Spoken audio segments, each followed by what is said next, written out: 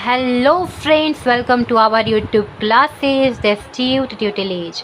तो आज के इस लेक्चर में हम लोग करने वाले हैं class 8 maths R S Aggarwal rational number exercise 1A question number 8, जहाँ पे हमने दो पार्ट कर लिए थे मतलब एंड प्रीवियस सारे के सारे लेक्चर्स में आपको सारे क्वेश्चन सॉल्व मिल जाएंगे, तो आप प्लेलिस्ट से जाकर चेक कर सकते हो।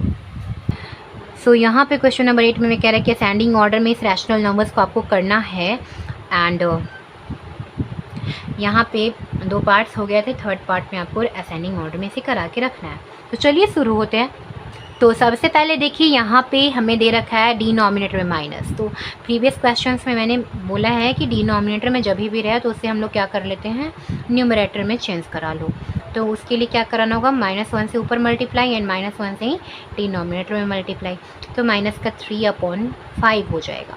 तो ये वाला पहला हो गया 3/5 एंड सेकेंड वाला हो गया -7/10 एंड थर्ड वाला -11/15 एंड -13/20। ये चार मेरे पास रैशनल नंबर्स हैं।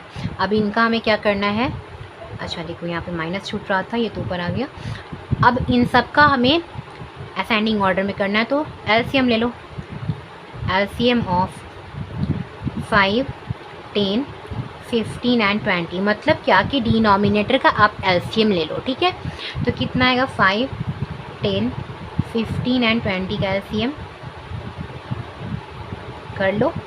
2 से पहले आप इसको कराओ, तो 5 ऐसे ही, ये 5, ये 15, ये 10 एंड इसके बाद 5 से करा लो।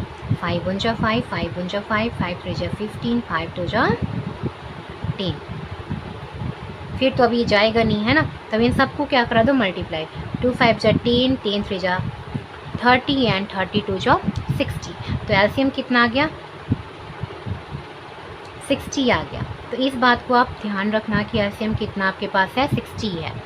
अब आप इसी के नीचे लिख लो कि हमेशा आपको क्या करना है, डिवाइड एलसीएम बाय डिनोमिनेटर, है ना। डिनोमिनेटर से आपको एलसीएम में डिवाइड कराना है नेक्स्ट स्टेप में।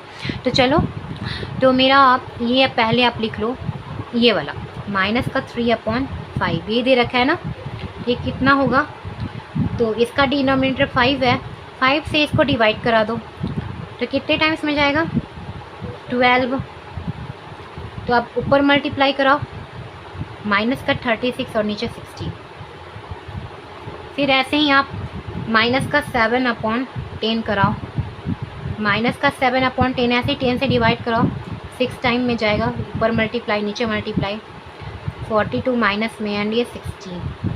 फिर इसके बाद -11/15 करा लो, ये कितना जाएगा, -11/15 इंटू में 15 से डिवाइड करो, 4 टाइम्स में चला जाएगा, ठीक है। तो यहाँ पे कितना आ जाएगा, माइनस का 44 हो जाएगा और ये कितना आ जाएगा, 60 आ जाएगा। एंड यहाँ पे कितना आ जाएगा, नेक्स्ट वाला माइनस का 13/20।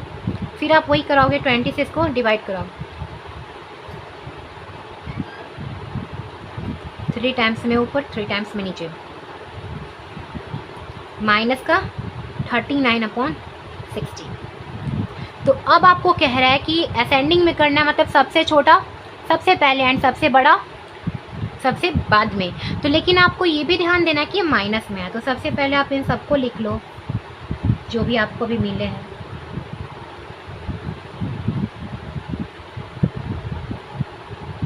लिख लिया।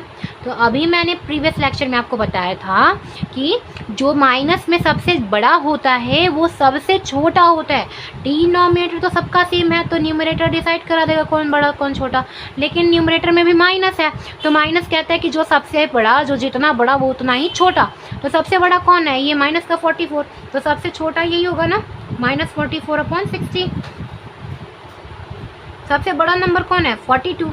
इसके बाद तो ये हो जाएगा छोटा, इसके बाद अब इसके बाद 39 है तो ये हो जाएगा, अब इसके बाद माइनस का 36 है तो ये हो जाएगा माइनस के साइन के साथ। अब इन सब का रियल जो है फ्रैक्शन आप उसको इनके नीचे लिखो। तो -44 वाला -11/15, ठीक है, -42 वाला -7/10। अब -39 वाला कितना है, -13/15। 20, -36 वाला है -3/5। अब इसके बाद इनका साइन जो प्रीवियसली दिया हुआ था, पहले से जो दिया था वही लिख लो। -11 का तो यही था, तो ऐसे ही लिख देंगे। फिर इसके बाद है -7 वाला, तो ये भी ऐसा ही दिया हुआ था, ऐसे ही लिख दो। -13 वाला ऐसे ही था, तो ऐसे ही लिख दो। अब इसके बाद है 3 वाला, तो ये 3/-5 था। तो ये आपका हो गया असेंडिंग ऑर्डर में आंसर। तो आज के लेक्चर में इतना ही। नेक्स्ट क्वेश्चन हम लोग नेक्स्ट लेक्चर में करेंगे।